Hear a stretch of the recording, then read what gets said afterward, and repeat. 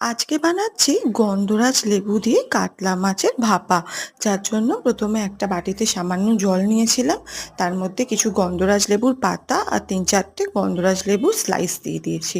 এরপরে ম্যারিনেশনের জন্য মাছে প্রথমে দিয়েছি আদা বাটা, লঙ্কা বাটা, দিয়েছি গন্ধরাজ লেবুর জেস্ট, লেবুর রস, গোলমরিচের গুঁড়ো, নুন। ভালো করে মাখিয়ে ফ্রিজে রেখে দিয়েছিলাম 30 মিনিটের জন্য।